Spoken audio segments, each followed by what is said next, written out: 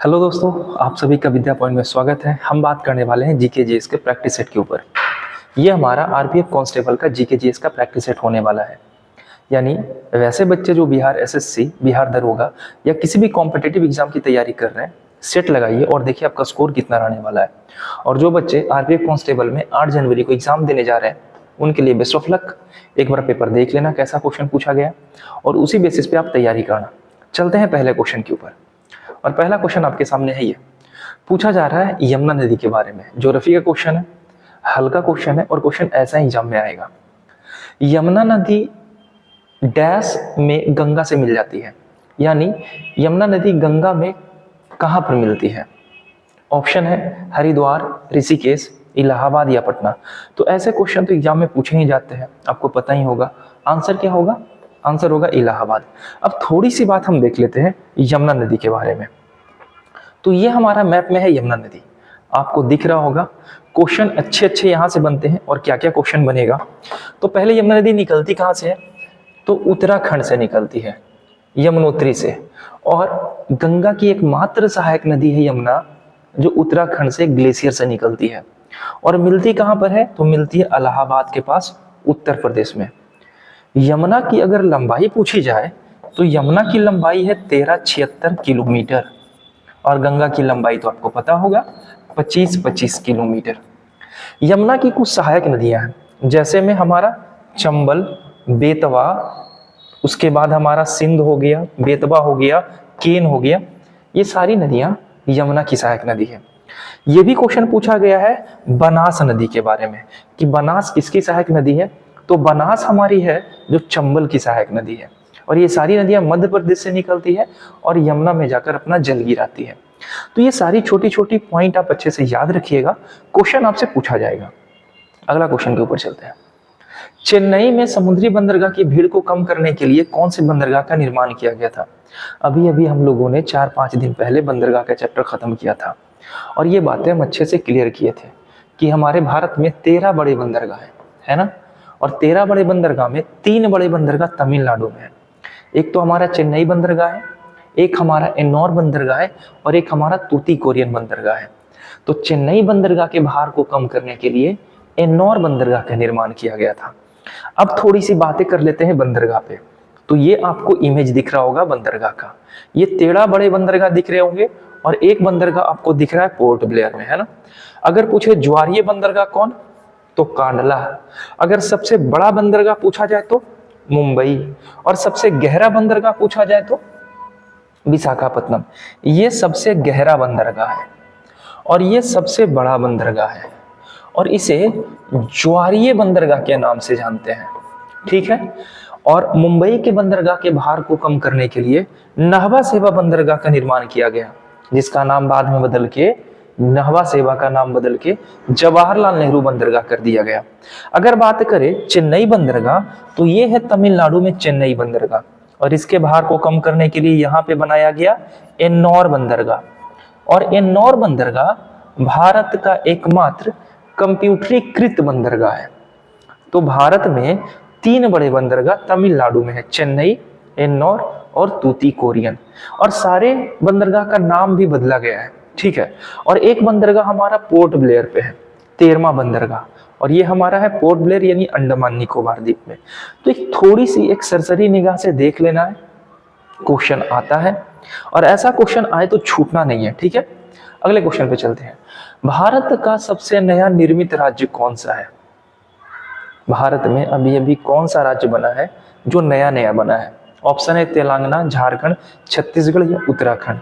तो अगर बात करें झारखंड, उत्तराखंड और छत्तीसगढ़ का, यानी अगर हम ये तीनों राज्य के बारे में बात करें तो ये बना था कब? 2000 में। और इसकी बात करें तो ये बना है कब? 2014 में, यानी 2 जून 2014 में। तो आप बता दो सबसे नया राज्य कौन है वर्तमान में? तेलंगाना। तेलंगाना जिस समय बना था उस समय राज्यों की संख्या कितनी हो गई थी? 29, यानी 29वां राज्य था। लेकिन वर्तमान में पूछा जाए भारत में कितने राज्य हैं, तो वर्तमान में भारत में 28वां यानी 28 राज्य है, ठीक है। और 8 केंद्र शासित प्रदेश है। ऑलरेडी ये सब जानते होंगे। अब थोड़ी सी बात करते हैं तेलंगाना के बारे में कि पूछा जाए तेलंगाना किस किस राज्य से सीमा लगाता है। अगर पूछ दिया जाए ऐसा तो ये हमारा तेलंगाना जो महाराष्ट्र, छत्तीसगढ़, आंध्र प्रदेश और कर्नाटका से सीमा लगाता है, उड़ीसा से सीमा नहीं लगाता है। यही 4 राज्य से तेलंगाना हमारा सीमा लगाता है। और इसका निर्माण कब हुआ था? तो 2 जून 2014 को आंध्र प्रदेश से अलग करके एक नया राज्य तेलंगाना का निर्माण किया गया है। तो मैप में ऐसे ऐसे क्वेश्चन एग्जाम में पूछे जाते हैं। अगले क्वेश्चन पे चलते हैं। अगर वीडियो अच्छा लगा रहा हो तो लाइक जरूर कीजिएगा। किस भारतीय राज्य में सूती वस्त्र मिलों की संख्या सबसे अधिक है? तो ऐसे ऐसे ही क्वेश्चन पूछा जाएगा और इजी क्वेश्चन है ज्योग्राफी का, ऐसा नहीं कि बहुत डिफिकल्ट है। भारत में सबसे पहले सूती मिल की स्थापना की गई थी पश्चिम बंगाल में, और पश्चिम बंगाल के कोलकाता के क्षेत्र में किया गया था, और ये किया गया था 1818 में। लेकिन ये चूंकि सफल नहीं रहा, असफल हो गया था। दूसरी बार स्थापना किया गया था महाराष्ट्र में 1854 में, और ये मिल सफल रहा। तो भारतीय राज्य में सूती वस्त्र मिलों की संख्या सबसे ज्यादा महाराष्ट्र में है। महाराष्ट्र को सूती वस्त्र की राजधानी के नाम से भी जाना जाता है। ठीक है, अब बात आई है महाराष्ट्र की, तो थोड़ी सी बात हम फिगर पे कर लेते हैं। और महाराष्ट्र किधर है, कितने राज्यों को छूता है, तो ये सारी बातें हम देख लेंगे। ये है मैप में महाराष्ट्र। महाराष्ट्र मध्य प्रदेश को छूता है, गुजरात को भी छूता है, इधर छत्तीसगढ़ को भी छूता है, तेलंगाना को भी छूता है, कर्नाटका को छूता है और गोवा को छूता है। महाराष्ट्र में एक बंदरगाह है, मुंबई बंदरगाह, जो भारत का सबसे बड़ा बंदरगाह है। मुंबई बंदरगाह कभी कभी पूछ लेता है किस द्वीप पर स्थित है, तो ये सालसेट द्वीप पर स्थित है। ठीक है, पूरा का पूरा मुंबई सालसेट द्वीप पर स्थित है। मुंबई से तो ढेर सारे क्वेश्चन पूछे जाएंगे, जैसे भारत का सबसे छोटा बाघ, तो सबसे छोटा बाघ परियोजना केंद्र हमारा महाराष्ट्र में है, उसका नाम है बोर नेशनल पार्क। ठीक है, ये भी क्वेश्चन पूछा जाएगा। बाकी तो नदियां निकलती ही है महाराष्ट्र से, अजंता की गुफा महाराष्ट्र में है ना। ये सारी बातें महाराष्ट्र से रिलेट करके क्वेश्चन पूछा जाता है। आगे, दिल्ली किस प्रकार का राज्य है? फिर से मैप से क्वेश्चन आ गया। तो हमको पता है कि दिल्ली भारत की एक केंद्र शासित प्रदेश है और देश की राजधानी भी है। तो राष्ट्रीय राजधानी क्षेत्र है और साथ ही साथ ये केंद्र शासित प्रदेश भी है दिल्ली, है ना। तो दिल्ली से थोड़ी थोड़ी बातें क्वेश्चन पूछा जाता है कि कब दिल्ली को भारत का राजधानी बनाया गया था। तो आपको पता होगा दिसंबर, यानी 23 दिसंबर 1911 को दिल्ली दरबार का आयोजन हुआ था, और इसी समय अनाउंस किया गया था कि भारत की राजधानी कोलकाता नहीं होगी बल्कि दिल्ली होगी, क्योंकि कोलकाता को राजनीतिक भौगोलिक दृष्टिकोण से कोलकाता को हटाकर यहाँ से बदल के यहाँ कर दिया गया था। यही हमारा दिल्ली है ना। हरियाणा और उत्तर प्रदेश की सीमा लगाता है दिल्ली हमारा। लेकिन बात ऐसा नहीं था, उपद्रवी ज्यादा हो गए थे, यानी आंदोलनकारी ज्यादा हो गए थे, इसलिए राजधानी को कोलकाता से बदलकर दिल्ली लाया गया था। तो मैप हर हाल में आपको याद होना चाहिए और छोटी छोटी बातें याद होनी चाहिए। जैसे एकमात्र केंद्र शासित प्रदेश, एकमात्र नहीं बोल सकते हैं, विधानसभा अगर देखें तो विधानसभा दिल्ली में है। विधानसभा एक दिल्ली में भी है और एक विधानसभा जम्मू कश्मीर में भी है, यानी 2 ऐसे केंद्र शासित प्रदेश जहां मात्र विधानसभा है, वो है हमारा दिल्ली और वो है जम्मू कश्मीर। दिल्ली से लोकसभा में भी लोग जाते हैं और दिल्ली से राज्यसभा में भी लोग जाते हैं। ये सारे क्वेश्चन पूछा जाता है। आगे चलते अगले क्वेश्चन पे। जामा मस्जिद का निर्माण किस शासक ने करवाया था? कितना आसान सा और हल्का सा क्वेश्चन दिया है ना। ये रेलवे का प्रीवियस ईयर का ही क्वेश्चन है, ऐसा नहीं कि मैं अपने मन से डाल दिया हूँ। शाहजहां करवाया था जामा मस्जिद का निर्माण। अब शाहजहां से कुछ बातें हम लोग कर लेंगे। जैसे शाहजहां का जन्म कब हुआ था? तो शाहजहां का जन्म 5 जनवरी 1592 में हुआ था। ठीक है, शाहजहां के बारे में देखें तो शाहजहां गद्दी पर कब बैठा था? तो शाहजहां जहांगीर के मरने के बाद गद्दी पर बैठेगा, यानी 1627 में, और शाहजहां 1658 तक गद्दी पर रहेंगे।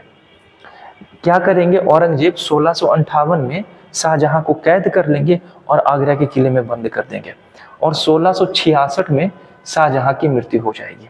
ठीक है, तो एक यहाँ पे युद्ध होता है जिसका नाम है सामूगढ़ का युद्ध। सामूगढ़ का युद्ध में औरंगजेब क्या करता है? शाहजहां को पकड़ के बंदी बना देता है। ठीक है, शाहजहां से रिलेटेड और भी क्वेश्चन पूछे जाते हैं, जैसे स्थापत्य कला का स्वर्ण युग कहा जाता है शाहजहां के शासनकाल को। शाहजहां गद्दी पर 27 में बैठेंगे और 58 में इनका कार्यकाल रहेगा। जन्म होगा 1592 और मृत्यु होगी 1666। ये सारी बातें अच्छे से याद रखिएगा। शाहजहां का बचपन का नाम खुर्रम है, ठीक है। ये भी कभी कभी आपसे पूछ लिया जाएगा कि शाहजहां के बचपन का नाम क्या है, तो खुर्रम है ना। खुर्रम और खुसरो जहांगीर का दो पुत्र था। खुसरो विद्रोह करता है और जब चला जाता है पांचवें गुरु औरंगजेब वो अर्जुन देव के पास। अर्जुन देव उनकी मदद करने के चक्कर में जहांगीर अर्जुन देव की हत्या कर देगा, है ना। ये सारी बातें आपको पता होगा। आगे, वर्तमान में लोकसभा सदस्य की संख्या कितनी है? वर्तमान में पूछ रहा है, अधिकतम नहीं पूछ रहा है। अगर अधिकतम पूछता ना तो 550 होता, लेकिन वर्तमान पूछ रहा है तो 545 आंसर इसका होगा। अधिकतम पूछा जाए तो 550। वैसे लोकसभा की टोटल सीटों की संख्या पहले थी 552। ये जो 2 सीटें हैं ना, ये 104वां संविधान संशोधन किया जाता है 2019 में, और ये 2 एंग्लो इंडियन की सीटों की संख्या को रोक दिया जाता है। और जब 2020 का समय आता है तो यहीं पर ये सीटें समाप्त कर दी जाती है कि अब राष्ट्रपति लोकसभा में 2 एंग्लो इंडियन को सिलेक्ट करके नहीं भेजेंगे। तो टोटल सीटों की संख्या 550, लेकिन वर्तमान में चुनाव होना था 545 पे, लेकिन हो रहा है कितने पे? 543 पे ही हो रहा है। लोकसभा में पूछा जाए कितने लोग चुन कर जाते हैं, तो केंद्र शासित प्रदेश से लोकसभा में 20 लोग चुन कर जाते हैं, ठीक है, केंद्र शासित से। और बाकी सीटें जो है हमारी राज्य की सीटें हैं। अच्छा, एक क्वेश्चन और पूछता है, बिहार में लोकसभा की सीटें कितनी है? अलग अलग राज्य में अलग अलग है। तो बिहार में लोकसभा की सीटें हमारी 40 है और ये लोकसभा की सीटें हैं। अगर राज्यसभा की सीटें पूछा जाए बिहार से तो 16 है। लोकसभा की सदस्य बनने के लिए उम्र सीमा 25 वर्ष होनी चाहिए और राज्यसभा का सदस्य बनने के लिए उम्र सीमा 30 वर्ष होनी चाहिए। ये सारे क्वेश्चन एग्जाम में पूछे जाते हैं। अगर लोकसभा का आर्टिकल देखा जाए तो 81 और राज्यसभा का आर्टिकल देखा जाए तो 80। अनुच्छेद 80 के तहत राज्यसभा का गठन किया जाएगा, जबकि अनुच्छेद 81 के तहत लोकसभा का गठन किया जाएगा। तो ढेर सारी बातें हो जाएगी। जो बेसिक बातें थी हम लोगों ने अच्छे से कर लिया। अगला क्वेश्चन, राज्यसभा सदस्यों की अधिकतम संख्या कितनी है? तो यहाँ पे राज्यसभा की अधिकतम संख्या पूछ रहा है, ना कि वर्तमान में संख्या पूछ रहा है। तो अगर अधिकतम संख्या पूछा जाए तो कितना होगा? 250, ठीक है। राज्यसभा में अधिकतम सीटों की संख्या 250 है। अब इसमें से पूछा जाता है कि कितने ऐसे सदस्य हैं जिसे राष्ट्रपति मनोनीत करके राज्यसभा में भेजते हैं? तो 12 ऐसे सदस्य होते हैं कला, साहित्य, विज्ञान, समाज सेवा के क्षेत्र से। 12 व्यक्ति जिन्हें राष्ट्रपति सीधे सीधे राज्यसभा में भेज सकते हैं। राज्यसभा के सदस्य बनने के लिए उम्र सीमा कितनी होती है? तो 35 वर्ष। अगर पूछे राज्यसभा का सभापति कौन होता है, तो उपराष्ट्रपति राज्यसभा का सभापति होता है ना, उपराष्ट्रपति। अच्छा, वर्तमान में उपराष्ट्रपति कौन है? और उपराष्ट्रपति बनने के लिए आयु सीमा होनी चाहिए 35 वर्ष, ठीक है। वर्तमान में उपराष्ट्रपति कौन है, इसका आंसर आप हमें कमेंट में दीजिएगा। अगले क्वेश्चन पे चलते हैं। बिग बैंग सिद्धांत का प्रतिपादन किसने किया था? अच्छा, किसने किया के साथ साथ कब किया था ये भी पूछ लिया जा सकता है। तो किए थे जॉर्ज लेमेत्रे, और पूछा जाए कब किए थे तो होगा 1927, ठीक है। बिग बैंग सिद्धांत यानी महाविस्फोट सिद्धांत। लेमेत्रे का कहना था कि ब्रह्मांड एक गोले के पिंड के समान था, विस्फोट के कारण निरंतर इसका विस्तार होता जा रहा है और अभी तक ये विस्तृत हो रहा है। अगले क्वेश्चन पे चलते हैं। हरित क्रांति के जनक किसे कहा जाता है? अब यहाँ पे एक बात अच्छे से, हरित क्रांति का जनक पूछा है, ना कि भारत में हरित क्रांति के जनक कौन थे। तो हरित क्रांति का जनक कहा जाता है नॉर्मन बोरलॉग को, और नॉर्मन बोरलॉग को 1970 में शांति का नोबेल पुरस्कार दिया गया था। ये क्वेश्चन पूछा गया है, नोबेल पुरस्कार, ठीक है। भारत में अगर पूछे तो MS स्वामीनाथन है, हरित क्रांति लाए थे भारत में MS स्वामीनाथन। कब लाए थे? तो अवकाश योजना के समय आया था, 66 और 1969 के बीच में आया था। अच्छा, एक क्वेश्चन और अभी करंट का क्वेश्चन है कि MS स्वामीनाथन को 2024 में भारत रत्न से सम्मानित किया गया है। तो ये क्वेश्चन एग्जाम में बनेगा कि कितने लोगों को भारत रत्न दिया गया 2024 में? तो 5 लोगों को, जिसमें से एक व्यक्ति कौन है? MS स्वामीनाथन, और एक व्यक्ति बिहार के थे, जो बिहार के मुख्यमंत्री भी रह चुके हैं, उनका नाम जरा कमेंट में बताना ना। आगे चलते हैं। बॉक्सिंग खेल का क्षेत्र क्या कहलाता है? खेल से और नृत्य से हर हाल में क्वेश्चन पूछा जाएगा। तो खेल, खेल के शब्दावली और खेल का जो मैदान होता है उसका नाम, यानी खेल से संबंधित जो भी बातें हैं या खिलाड़ी से संबंधित जो भी बातें हैं याद रखिएगा। कौन से खिलाड़ी किस खेल से संबंधित है, ऐसा क्वेश्चन पूछा जाता है। तो बॉक्सिंग जो होता है वो रिंग में होता है ना। अगर ट्रैक पे देखें तो एथलीट लोग जो होते हैं वो क्या करते हैं, ट्रैक पे चलते हैं ना, ट्रैक पे दौड़ते हैं। डायमंड में बेसबॉल जो खेला जाता है उसके मैदान को डायमंड कहते हैं। और बेसबॉल में कई खिलाड़ी होते हैं? 9 खिलाड़ी होते हैं। अगर आपसे पूछा जाए कि बता दीजिए ना वॉलीबॉल में कई खिलाड़ी होते हैं, तो वॉलीबॉल में 6 खिलाड़ी होते हैं। और पूछा जाए कि बास्केटबॉल में क्या खिलाड़ी होते हैं, तो बास्केटबॉल में 5 खिलाड़ी होते हैं। कोर्ट में क्या खेला जाता है, तो बैडमिंटन के खेल के मैदान को कोर्ट कहा जाता है। ठीक है, ट्रैक कहा जाता है एथलीट लोग और डायमंड कहा जाता है बेसबॉल के मैदान को। आगे चलते हैं। भारत का संविधान क्रियान्वित किया गया था, यानी कब भारत के संविधान को लागू किया गया था पूछ रहा है, ना कि अपनाया गया था। तो अगर लागू कर किया जाने का बात करें तो एक ही ऑप्शन है ना, दूसरा ऑप्शन तो है नहीं। एक क्वेश्चन और देता है 26 नवंबर 1949, तो ये तो ऑप्शन में है भी नहीं, कंफ्यूज होना भी नहीं, आंसर मार देंगे। इसी समय भारत के संविधान को लागू किया गया था, अपनाया गया था इस समय, है ना। अच्छा, कभी कभी पूछेगा संविधान दिवस कब मनाते हैं, तो 26 नवंबर को संविधान दिवस मनाया जाता है। ये भी क्वेश्चन आपको याद रखना है। याद तो बहुत सारी चीजें रखनी पड़ेगी, पढ़ोगे तो याद करना पड़ेगा, और पढ़ाई को ही अपना एकमात्र साधन बनाना, ठीक है ना। जम के पढ़ो, ढेर सारी वैकेंसी आ रही है, बिहार में भी भर के वैकेंसी आएगी, ठीक है। संविधान का निर्माण किस समिति के द्वारा किया गया था, उसमें सदस्य कौन थे, अध्यक्ष कौन थे, कितना समय लगा था, ये सारे क्वेश्चन रिलेट करके क्वेश्चन पूछते हैं। आगे चलते हैं। एम.ए. चिदम्बरम स्टेडियम स्थित कहाँ है? लो, फिर से खेल से आ गया, स्टेडियम के बारे में पूछ रहा है कि ये स्टेडियम किस जगह पे स्थित है। तो ये स्टेडियम कहाँ होगा?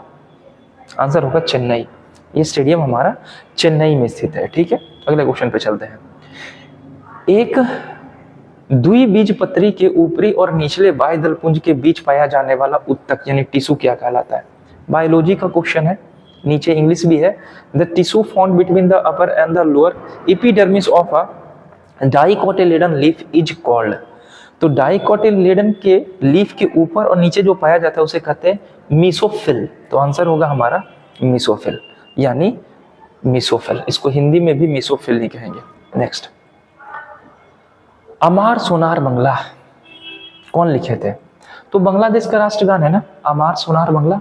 और ये पता है बंग भंग जब आंदोलन चल रहा था ना, यानी 1905, यानी करजन का समय, लॉर्ड करजन थे वाइसराय, इसी समय ये लिखा गया था बंग भंग हमारा अमार सोनार बंगला।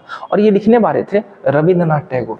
रविंद्रनाथ टैगोर एक ऐसे व्यक्ति हैं जिन्होंने 2 देश का राष्ट्रीय गान लिखा था।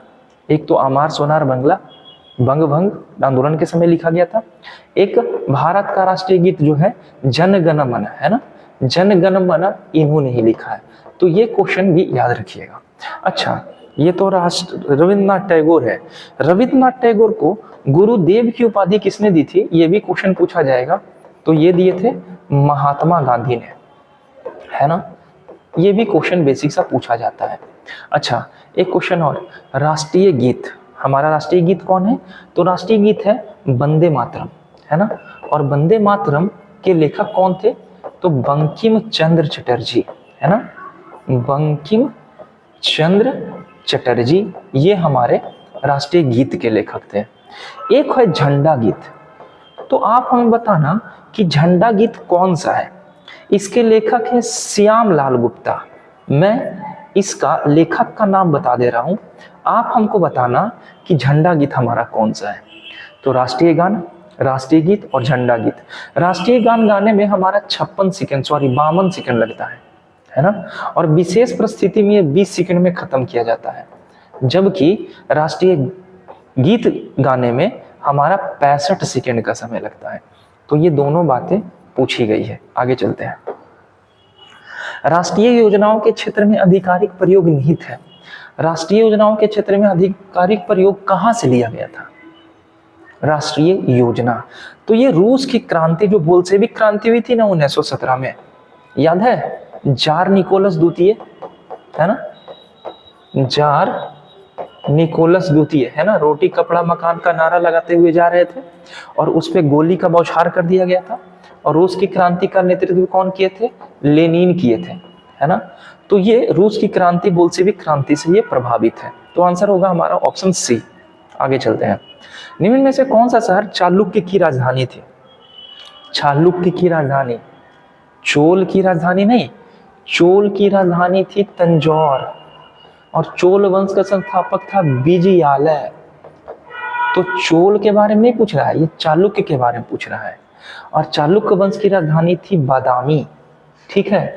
और चालुक्य वंश के संस्थापक थे जयसिंह, हैं। और चालुक्य वंश के सबसे शक्तिशाली शासक के बारे में पूछा जाए तो पुलकेशिन द्वितीय, इसके बारे में आप जानते होंगे। और पुलकेशिन द्वितीय वही है जिसने हर्षवर्धन को नर्मदा नदी के बाएं तट पर पराजित किया था, है ना। आगे चलते हैं। लोकसभा के सदस्यों का कार्यकाल कितने वर्षों का होता है? तो ये तो सिंपल सा और इजी सा क्वेश्चन है। अभी हम पीछे बात भी किए थे कि इसका कार्यकाल 5 वर्ष का होता है ना, सदस्य का कार्यकाल। एक क्वेश्चन और पूछेगा कि वो कौन सा समय था जब लोकसभा का कार्यकाल 5 वर्ष से बढ़ाकर 6 वर्ष कर दिया गया था? तो आते हैं इंदिरा गांधी का समय। इंदिरा गांधी का जो समय था, इंदिरा गांधी के समय में 42वां संविधान संशोधन हुआ था 1976 में। और यहाँ पे लोकसभा का कार्यकाल 5 वर्ष से बढ़ाकर 6 वर्ष कर दिया गया। लेकिन जैसे इंदिरा गांधी का समय का कार्यकाल समाप्त हो जाता है तो 44वां संविधान संशोधन होता है 1978 में।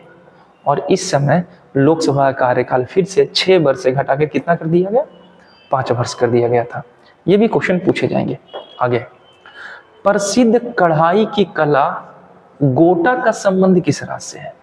ये कढ़ाई की कला है जो वस्त्र पे नक्काशी की जाती है ना, ये गोटा किस राज्य से है? तो आंसर क्या होगा? लगा लिए आंसर। आंसर होगा राजस्थान। अब कढ़ाई की कला से संबंधित कुछ राज्य के नाम यहाँ दिए हैं, तो इसको एक बार देख लेना, एक बार देख लेना है बस, ऐसा नहीं कि बहुत याद करना है। एक मिनट देख लेना। कसूती कर्नाटक, टोडा पुखूर तमिलनाडु, फुलबारी पंजाब, सुजनी बीपीएससी का क्वेश्चन। सुजनी बिहार की ये कढ़ाई कला है सुजनी। चिकनकारी ये पूछा गया है उत्तर प्रदेश। और जरदोशी राजस्थान। तो कुछ भी नहीं याद रहे तो चिकनकारी पूछा गया और सुजनी पूछा गया है और गोटा भी पूछा गया राजस्थान। ठीक है, आगे चलते हैं अगले क्वेश्चन पे। दिल्ली के कुछ सुल्तान ने टका और जीतल के सिक्के चलाए थे। ये अरबी सिक्के थे और सबसे पहली बार अरबी सिक्के चलाने का श्रेय इन्हीं को जाता है। एक मैं हिंट देता हूँ, यही वो शासक है जिसने दिल्ली सल्तनत की राजधानी लाहौर से बदलकर दिल्ली की थी। आंसर क्या होगा? इसे गुलामों का गुलाम कहा जाता है। रजिया सुल्तान के पिताजी हैं ये इल्तुतमिश। इल्तुतमिश को दिल्ली सल्तनत का वास्तविक संस्थापक कहा जाता है। इसे गुलामों का गुलाम कहा जाता है। इसने कुतुब मीनार के निर्माण को पूरा करवाया था, जबकि कुतुब मीनार के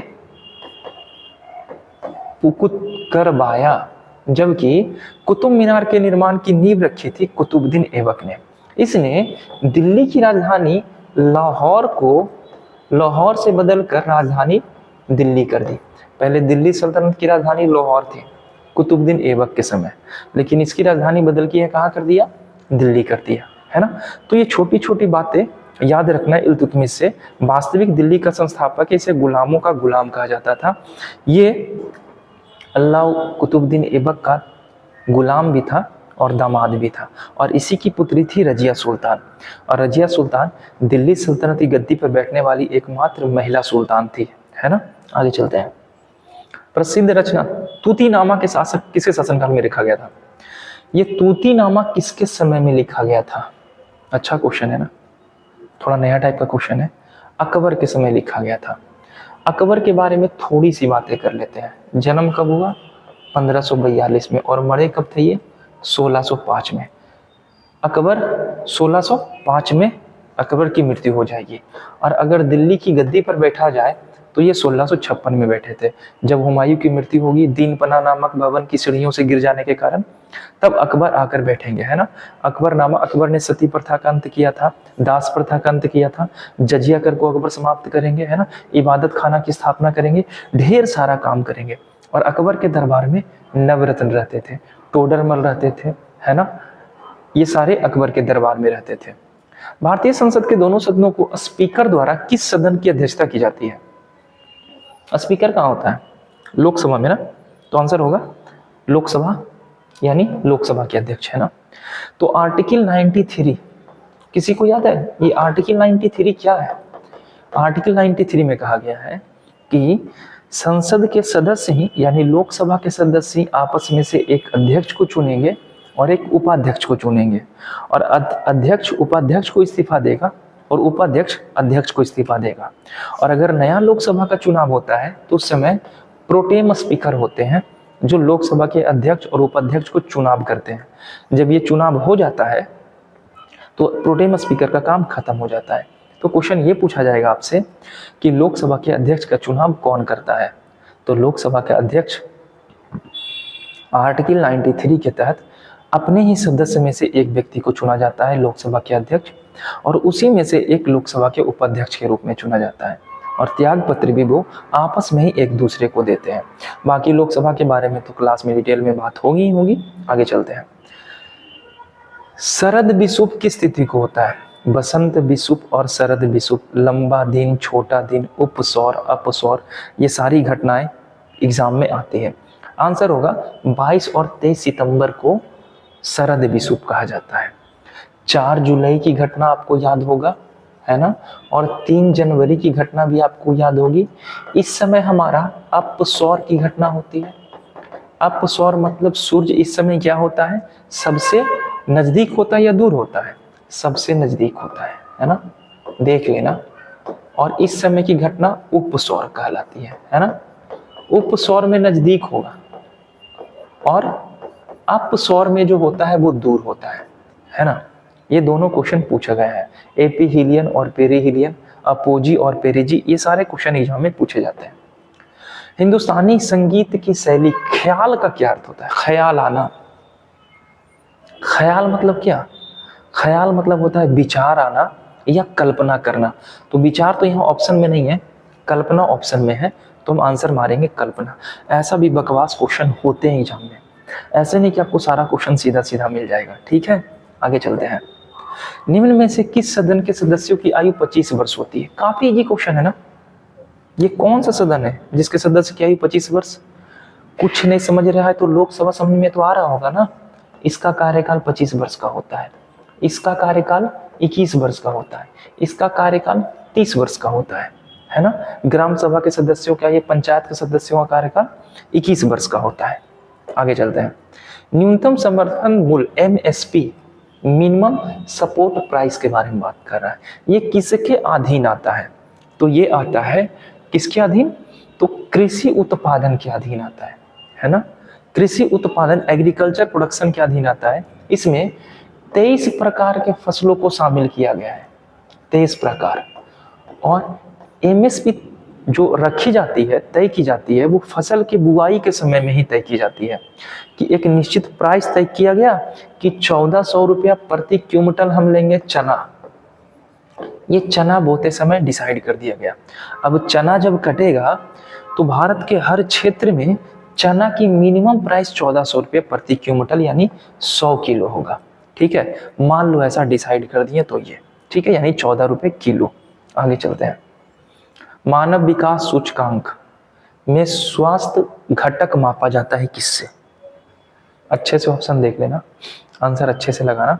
निगेटिव मार्किंग रहता है, 1/4 कहीं रहता है, कहीं 1/3 भी रहता है, और कहीं 1/10 भी रहता है। ये दरोगा में रहता है, और दरोगा की वैकेंसी जनवरी में 15 जनवरी से पहले आ जाएगी, और 15 जनवरी से पहले बिहार SSC का डेट भी अनाउंस हो जाएगा।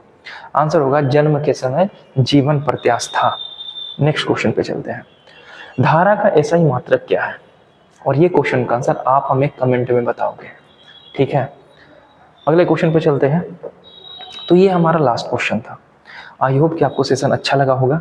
अगर अच्छा लगा लाइक कीजिए, कमेंट कीजिए। मिलते हैं नेक्स्ट वीडियो में, अपना ख्याल रखिएगा, बाय।